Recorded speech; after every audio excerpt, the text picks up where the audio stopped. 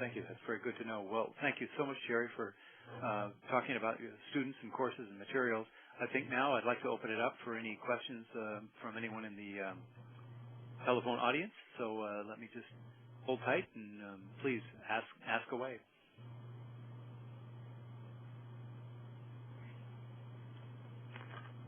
Hello? Yes, please, go ahead. This is Peter Judge. I'm at Winthrop University in South Carolina. Yes. I thank you, Jerry, very much for the book and for taking this opportunity to include us in this discussion. I'm wondering if there's a couple of frustrations that I have in teaching this kind of course. We have a state university. Right. A lot of students that I have are taking perhaps one only religion course. Right. And often they'll take an introduction to the Bible or a New Testament, Old Testament course, something like that. But is your book intended to be used for one semester, or is it more intended to be split? And then I have a follow-up question to that.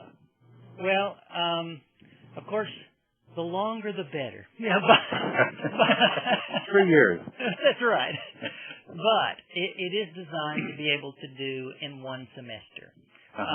I think the difference would be, in fact, I have, it's not posted, I don't think, yet on the website, but Fortress will soon be posting a one-semester syllabus for it, and soon to follow is a one-year syllabus for it.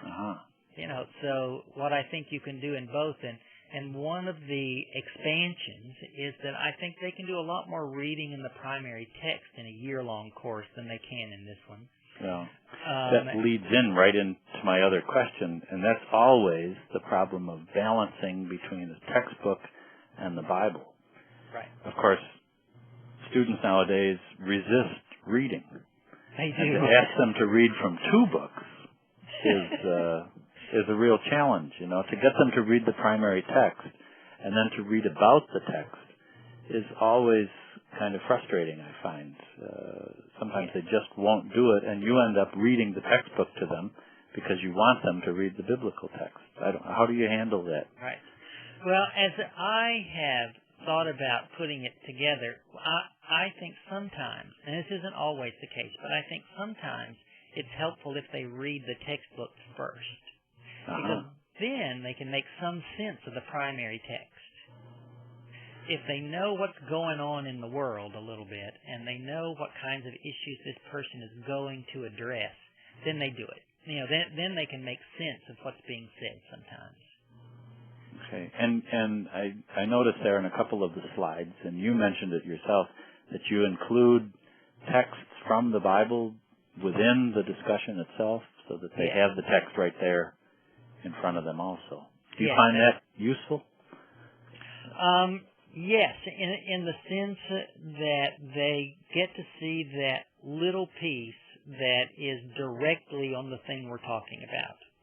And if that can serve to help them, you know, sort of think they might need to read what's on each side of that, given the rest of the stuff that this person is saying, then I think it does help.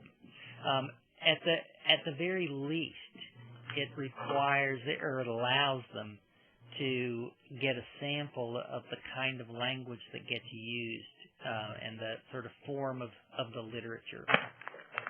So I think it is helpful to have it there. But I don't think it's enough. One of the things that I do in the syllabus, the one semester syllabus, is sort of parse out parts. I mean, I would love them to read the whole narrative, but I know they won't do that. Yeah. You know, yeah. You say, I want you to read this 30 pages. They're not going to do that. You know, but if I can say, okay, read this 5 pages, and then skip the next 10, although I'd love you to read it, and read the next 5 or something, you know, so that I can break it out so that they get in sometimes the juiciest part of the story, you know. Yeah. For the Bible in particular, I mean, one of the things that I tell students regularly is that they have to quit reading it like they're in church. Right. You know, this is much better literature what you hear in church, you know. And that's often the problem that I wonder about with this, because I want them to see the text in context rather than the way they hear it at church, where one parable or one story is pulled out and we hear 10 verses read and that. So I want them to have the Bible in their hand, but it's a challenge to, even physically, when you've got a big Bible and then a textbook and a little tiny desk to try to balance all this stuff. Yeah, that's right. Yeah, that's right. One of the things that I try to do, and I think one of the things that helps students be willing to look at the text is just tell an interesting story. You know, I mean, the Bible's full of interesting stories. And just to say, listen, if you stop reading it like you're in church and listen to the fun of this story, it's a great one. I think just the narrative quality can help students a lot.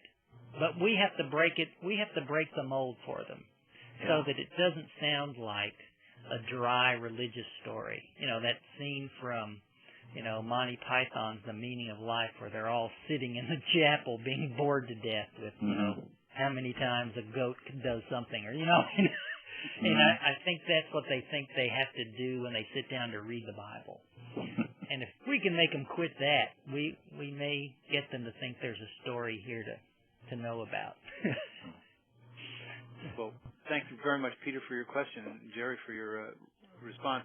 I think we're coming up close to the hour. Yeah. So I think we'll have to close now, and I'll let Teague basically take us through the final comments, especially noting that the webinar will be uploaded for rebroadcast later.